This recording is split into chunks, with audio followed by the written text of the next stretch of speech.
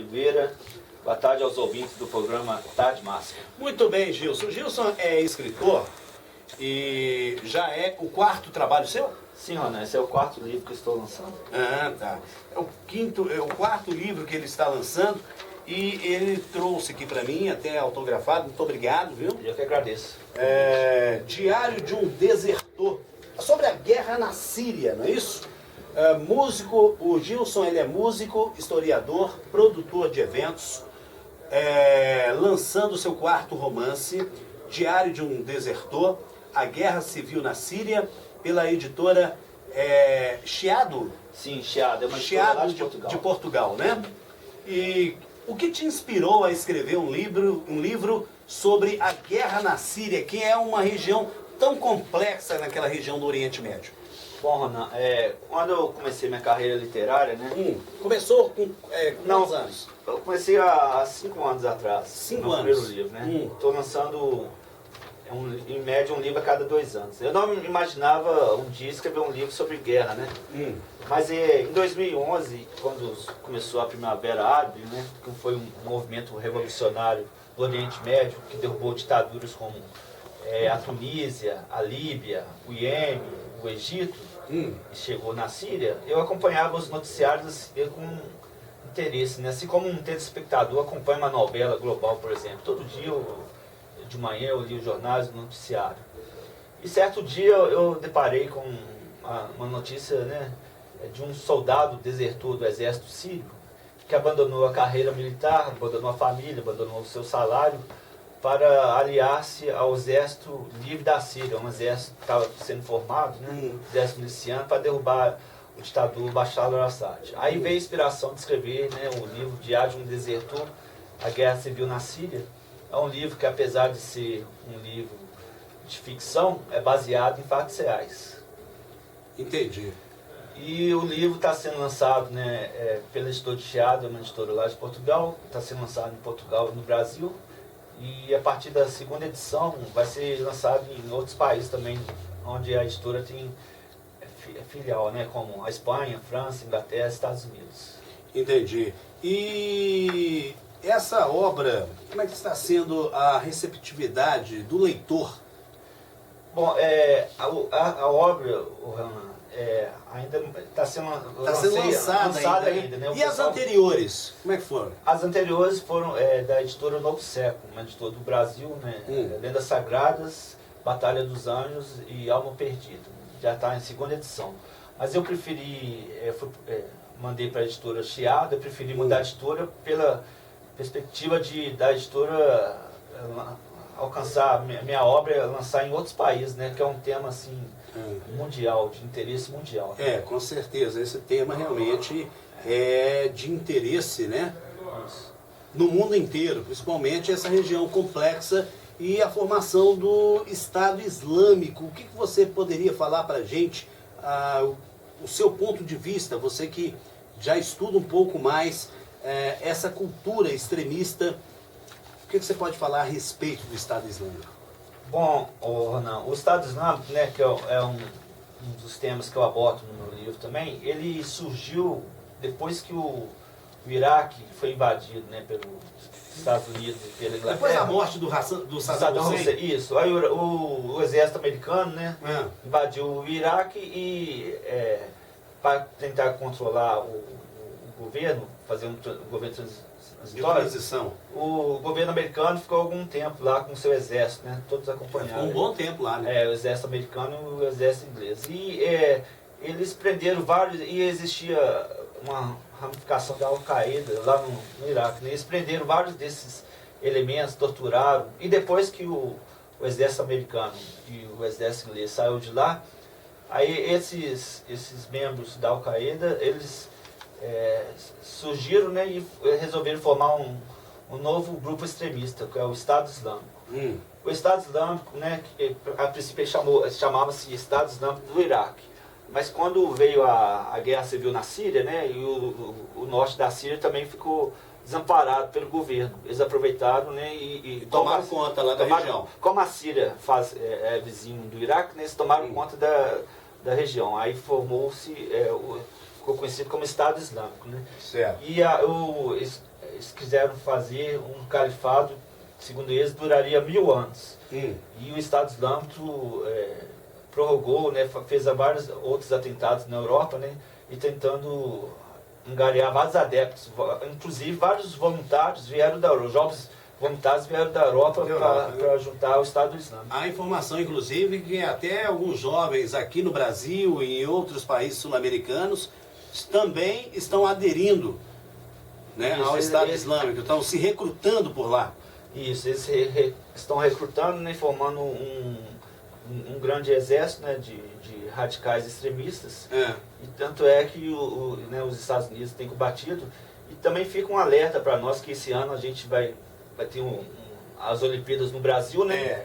O Brasil não está fora do perigo de ataques terroristas. Houve, inclusive, recentemente, teve um vídeo divulgado no YouTube, né, com uma gravação de um extremista ameaçando vir aqui no Brasil para provocar um estrago aqui. A gente sabe, a gente vai receber o maior evento esportivo do mundo, que é as Olimpíadas, né?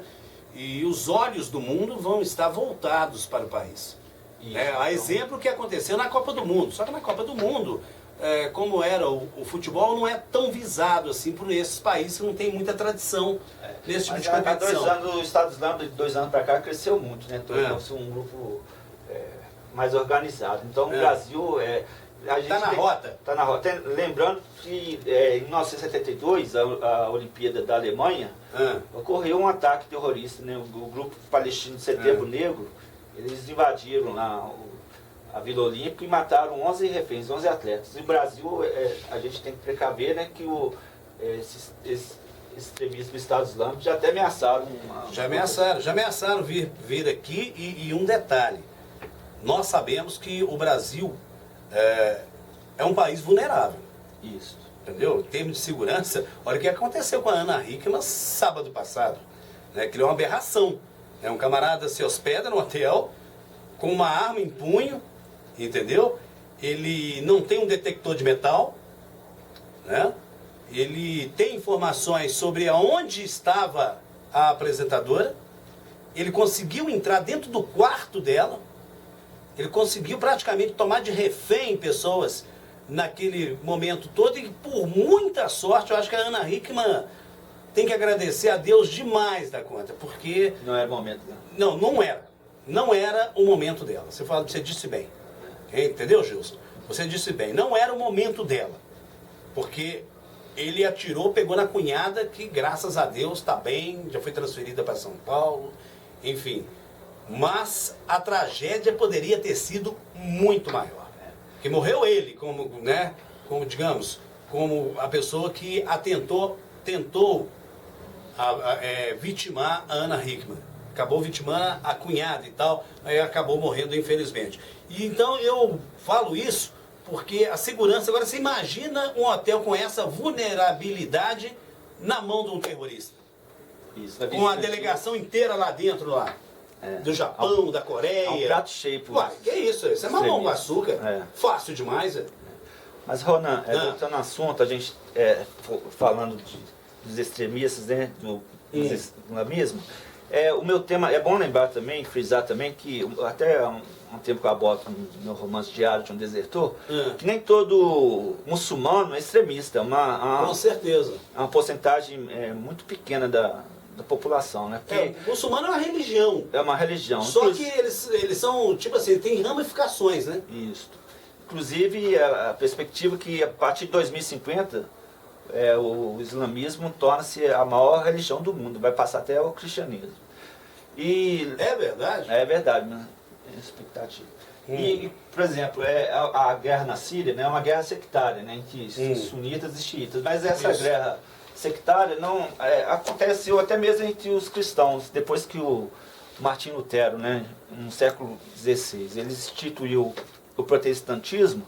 Houve durante a história, vários embates entre católicos e muçulmanos, né? Por exemplo, no final do século XVI, né, Portugal e Espanha se uniram, né, com apoio do Vaticano, do Papa, para tentar invadir a Inglaterra, né, da Rainha Elizabeth, que era um país protestante. Até mesmo, por exemplo, no século passado, né, a gente tinha, na Irlanda, a gente tinha vários embates entre católicos e protestantes, né, o exército IRA, né, que tentava fazer revolução na Irlanda do Norte.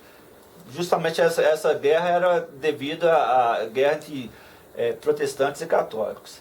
E também frisando também que nem Jesus Cristo, nem Maomé, quando os profetas, tanto do cristianismo, tanto do islamismo, eles não pregaram essa guerra entre seus discípulos, entre seus súditos. Né? Isso aí foi, com o passar do tempo, né, são tornando, cada um querendo instituir a sua forma de ver a religião, né? Aí, alguns radicais, por isso que vieram essas guerras sectárias que a gente fala, guerra entre religiões. Muito bem, eu estou conversando com o Gilson Pinheiro, ele escritor, músico também, né, Gilson? Músico também, produtor de eventos. Ah, tá legal. Tem banda ou não? Ou você faz? Não, eu já tive banda, mas hoje eu toco em festas, toco qual instrumento? Barzinho, voz, violão. Voz, violão? Toco através de playback. Mas também, de vez em quando, eu canto também com o pessoal do Chapadão. O Gilson, meio-dia 25, o Gilson escreveu o quarto trabalho dele, Diário de um Desertor, para você conhecer e entender um pouco mais, né, o que se ocorre, principalmente nessa guerra que acontece lá na Síria, porque é uma guerra milenar, né? Isso a vida inteira aconteceu naquela região. Oriente Médio, que é uma região de petróleo, de recursos naturais, e sempre teve guerras, né, por causa, principalmente, né, é questão religiosa. Religiosa e questão financeira também. Intolerância religiosa, podemos colocar assim, né? Isso. Muito bem. 1h26, 1h26. Ô Gilson, onde o livro Diário de um Desertor pode ser adquirido? O livro aqui em Minas Gerais ele vai ser lançado, quem quiser, né, adquirir o livro, ou pelo site da editora, né, Chiado, né? Ou então nas livrarias Leitura e na Saraiva. Na Saraiva e na Leitura vai estar à disposição. Ah, certo. E os seus projetos futuros depois dessa obra? Eu estou escrevendo um livro, né, meu próximo livro vai chamar Bruno e as Estrelas, também vai ser ambientado no século XVI, baseado na história de Giordano Bruno, né, que é um monge que viveu no século XVI. Ele foi queimado pela Inquisição Católica, né, por defender naquela época que o universo era infinito, que a Terra girava em torno do Sol, né?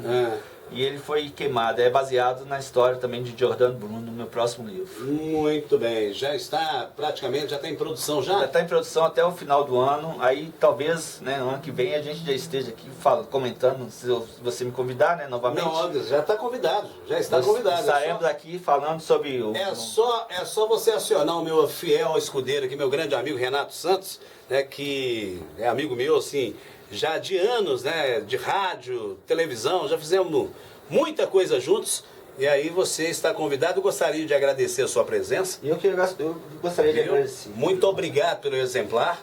Obrigado, Diário de um Desertor. Vou ler com muito carinho, com muita, digamos, com muita atenção, entendeu? Porque é um tema realmente muito interessante, né? Porque a gente está muito longe dessas situações que acontecem no Oriente Médio, em outros lugares e tudo, e é bom, até por conhecimento, pelo crescimento cultural nosso, saber realmente o que se passa e o porquê, né? Se é que tem um porquê, esse extremismo todo, mas a gente tem que tentar compreender, conhecer o máximo possível para até ter um embasamento mais consistente de opinião sobre certos assuntos. Isso aí, eu agradeço a presença, né?